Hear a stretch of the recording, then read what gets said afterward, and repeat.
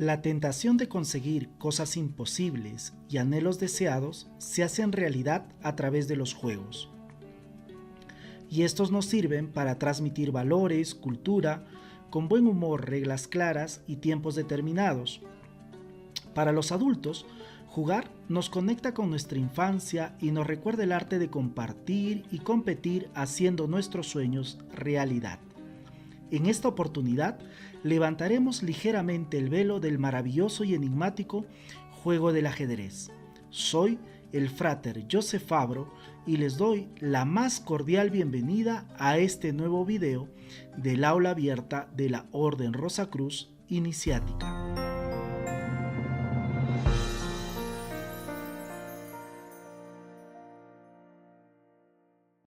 El pedagogo Paul Moore nos pregunta: ¿no es el juego la auténtica vida y acaso no entramos en un estado de imperfección y de incapacidad de perfección cuando dejamos de jugar? El ser humano, al igual que otras especies animales, tiene por naturaleza el juego como entrenamiento para los avatares de la vida. La acción de jugar es más antigua que la existencia del Homo sapiens, y es probable que hayamos sido primero Homo ludens y después Homo faber. Por tanto, el juego explora nuestra capacidad imaginativa, es un agente socializador, nos brinda placer y nos pone a competir, reemplazando por un instante la vida cotidiana y nos brinda la oportunidad de ser quienes nosotros querramos. Por lo tanto, los juegos van conservando en sus reglas, diseños y piezas el proceso sociocultural de la especie humana y se van perennizando de generación en generación, habiendo juegos más inocentes y divertidos y otros más placenteros y a la vez más competitivos. Algunos son de naturaleza más física y corpórea y otros de carácter más mental. Los juegos nos permiten imaginar mundos y personajes ilusorios. Otros se convierten como deporte en una forma de vida, y otros se convierten en arte y abren las puertas a la genialidad, posibilitando al artista construir cual demiurgo realidades paralelas sin fin, que rasguña los infinitos misterios de la mente, y el protagonista de este video es una síntesis a este osado viaje. Con ustedes, Su Majestad el Ajedrez. Sobre los orígenes del ajedrez se ha escrito románticamente, señalando que existe un creador misterioso y un rey que no pudo pagar la deuda en granos de cereal por la creación de tan preciado juego. No obstante, es importante señalar que no existe creador del juego tal cual como lo conocemos actualmente, ya que ha ido evolucionando y variando durante la historia. La referencia más antigua a un juego predecesor de estrategia, denominado Chaturanga, que se jugaba en un tablero de 8 por 8 casillas. Se tiene conocimiento de este en el siglo VII de nuestra era, en el texto del Harsha Charita, o también llamado Las aventuras del rey Harshvardhana, que significa el que brinda la alegría. Aunque es probable que se haya jugado aproximadamente desde el siglo V a.C. Posteriormente, se tiene referencia escrita del juego en uno de los capítulos de la epopeya más grande de la India, llamada el Mahabharata, siendo la mención más importante la apuesta de la princesa Drupadi, que da origen a la batalla más épica y espiritual de la literatura religiosa hindú, que es la Bhagavad Gita. De ahí su conexión simbólica entre el juego y la filosofía hindú. Posteriormente, el Chaturanga migró con los intercambios comerciales y diplomáticos al imperio persa, cambiando su nombre a Chatrán, y la forma de juego más parecida al juego actual del ajedrez, la cual posteriormente es adoptada por el mundo islámico en el siglo VIII, y cambió de nombre con el Shatrang. De ahí que cuando se vencía al rey opositor se decía Shamat, o mejor dicho, rey muerto, lo que ha dado origen a la letal frase jaque mate.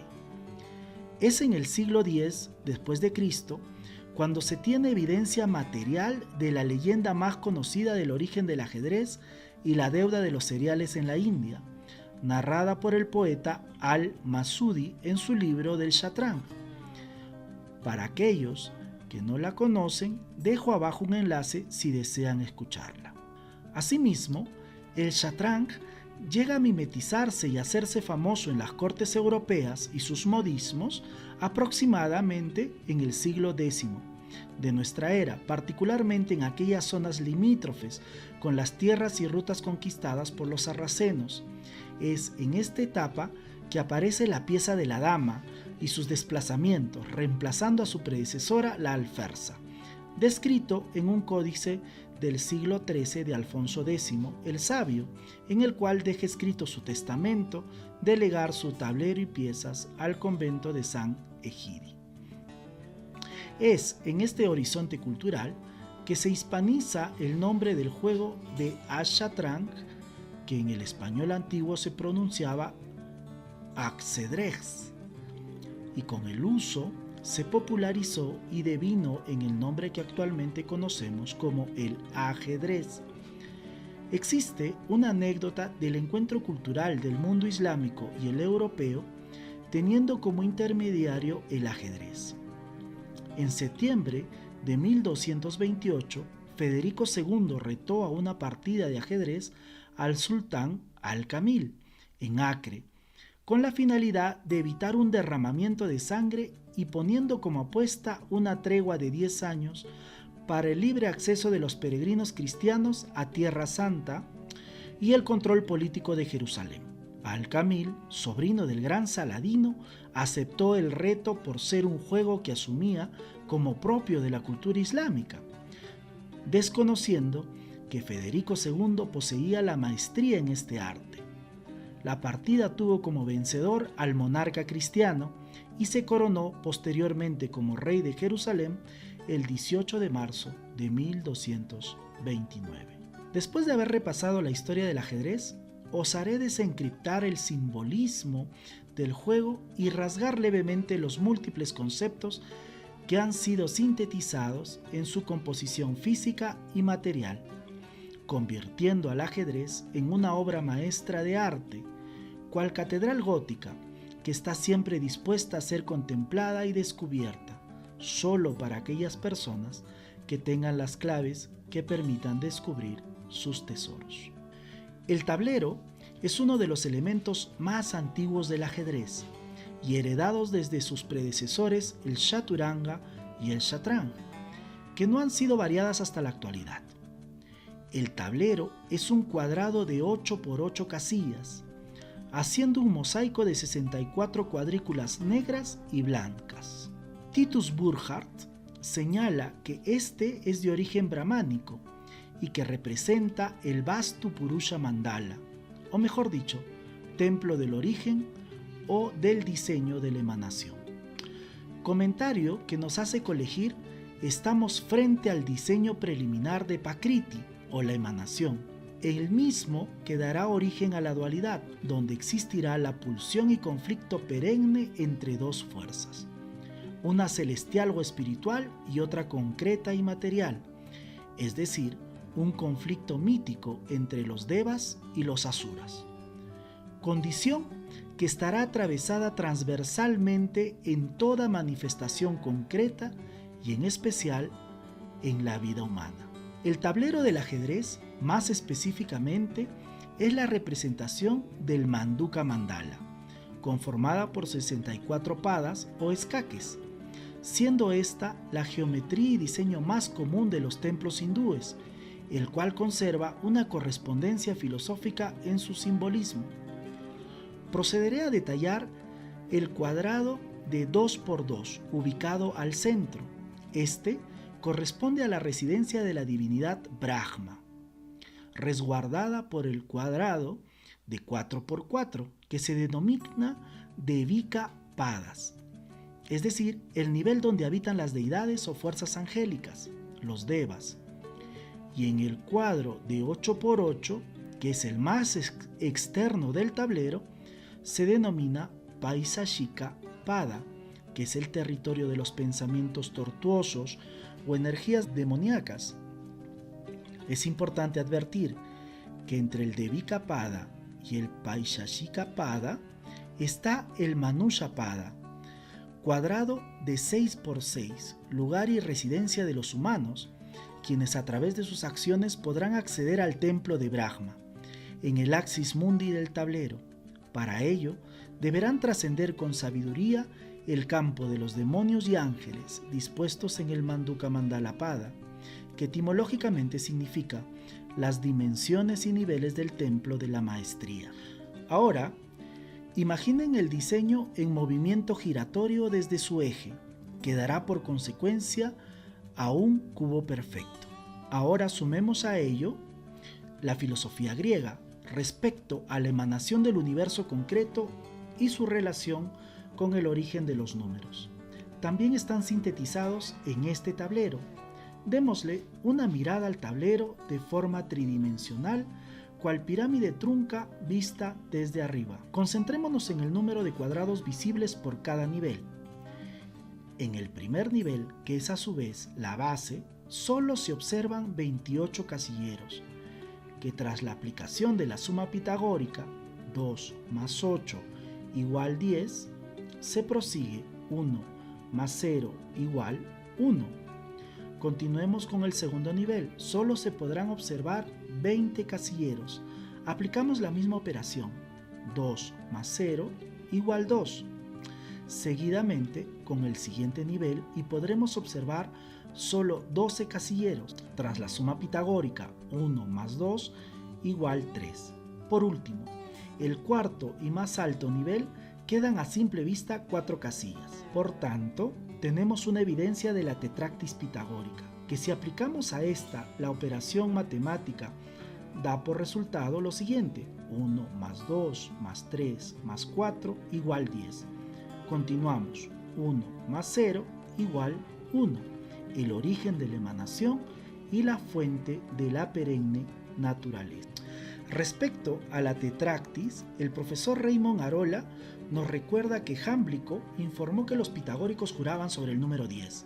Además, nos informa que Hierocles de Alejandría afirmó respecto a los misterios de este símbolo lo siguiente: la tetractis es la causa creadora y ordenadora de todo, el Dios inteligible y supremo que creó, el Dios que reina en el cielo y en el mundo sensible.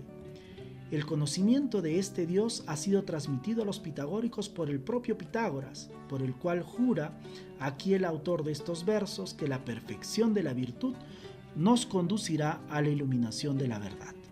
De ahí que en las emblematas de los proto-rosacruces como Robert Fludd conservan y reproducen el simbolismo del triángulo y las tetractis, las cuales son acogidos en los mandiles, dameros y aras rosacruces.